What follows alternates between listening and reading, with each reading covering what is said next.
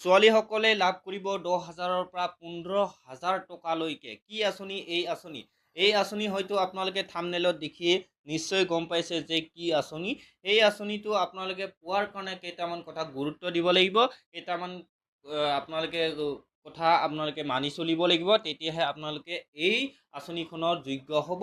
এই আঁচনিখনত কেইটামান কথা উল্লেখ কৰিছে যে যিসকলে ইতিমধ্যে বিয়া হৈ গ'ল, যিসকলৰ বিয়া হৈ গ'ল, মেৰেজ হ'ল, এইসকলে এই আঁচনিৰ যোগ্য নহয়। আৰু আপোনালোকক জনাব বিচাৰিছোঁ এই আঁচনিখনত মাত্ৰ ছোৱালী ছাত্ৰীহে যোগদান কৰিব পাৰিব আৰু তেওঁলোকেহে এই আঁচনিখনৰ মানে যোগ্য হ'ব। আপোনালোকক জনাব বিচাৰিছোঁ এই আঁচনি যদি লাভ কৰিব বিচাৰে তেতিয়াহ'লে আপোনালোকে চৰকাৰী মহাবিদ্যালয় বা শিক্ষানুষ্ঠানতহে নামভৰ্তি কৰিব লাগিব। যদি আপোনালোকে প্ৰাইভেটত নাম ভৰ্তি কৰে তেতিয়াহ'লে আপোনালোকে এই টকাটো লাভ নকৰিব। আপোনালোকক জনাব বিচাৰিছোঁ কোনসকলে 10,000-ৰ পৰা 15,000 টকা লাভ কৰিব। সেয়েহে আপোনালোকে শেষলৈকে ভিডিঅ'টো চাব আৰু লগতে আপোনালোকক জনাম PM কিষাণ সন্মান নিধিৰ যি 17 নং কিস্তি, সেই 17 নং কিস্তিটো আপোনালোকক কেতিয়া মুকলি কৰি দিব। আপোনালোকক জনাব বিচাৰিছোঁ প্ৰথমতে যিসকল একাদশ শ্ৰেণীত নামভৰ্তি কৰিব এই শ্ৰেণীৰ প্ৰতিজন ছাত্ৰীক 10,000কৈ টকা দিয়া হ'ব।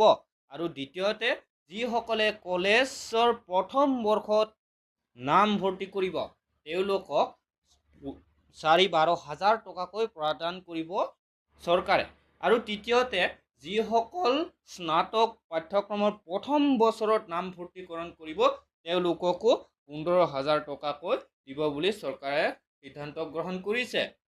কিন্তু আপোনালোকে সেই প্ৰথমতে কোৱা যিখিনি মই গুৰুত্বপূৰ্ণ কথা সেইখিনি আপোনালোকে মন দিব লাগিব, আপোনালোকে সেইখিনি ফ'ল' কৰিব লাগিব, তেতিয়াহে আপোনালোকে এই টকাটো লাভ কৰিব।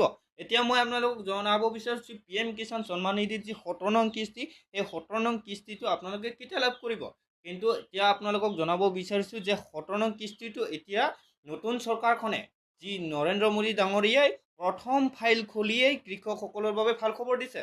কিন্তু আপোনালোকক জনাব বিচাৰিছোঁ প্ৰথম ফাইল খুলিয়েই কৃষকসকলক PM কিষাণ সন্মান নিধিৰ যি 17 নং কিস্তি, সেই 17 নং কিস্তি মুকলি কৰি দিয়াৰ কাৰণে স্বাক্ষৰ কৰি দিলে প্ৰধানমন্ত্ৰী নৰেন্দ্ৰ মোদী ডাঙৰীয়াই। সেয়েহে আপোনালোকে আপোনালোকৰ যি PM কিষাণ সন্মান নিধিৰ যি 17 নং কিস্তি, সেই 17 নং কিস্তিটো আপোনালোকে অতি সোনকালে পাব। সেয়েহে আপোনালোকে যদি PM কিষাণ সন্মান নিধিৰ eKYC কৰা নাই তেতিয়াহ'লে আপোনালোকে eKYCটো আপোনালোকে কৰাই ল'ব লাগিব। eKYC যদি নকৰে তেতিয়াহ'লে আপোনালোকে PM কিষাণৰ যি টকা সেই ধন আপোনালোকে নাপাব। সেয়েহে আপোনালোকে অতি সোনকালে কৰি লওক। আপোনালোকক মই বাৰে বাৰে অনুৰোধ কৰি আছোঁ আপোনালোকে eKYCটো আপোনালোকে কৰাই লওক।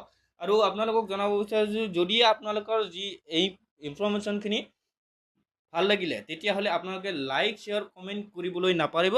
লগতে যদি আপোনালোকে এতিয়ালৈ চাই আছে তেতিয়াহ'লে চেনেলটো ছাবস্ক্ৰাইব কৰি যাবলৈ অনুৰোধ জনাইছোঁ।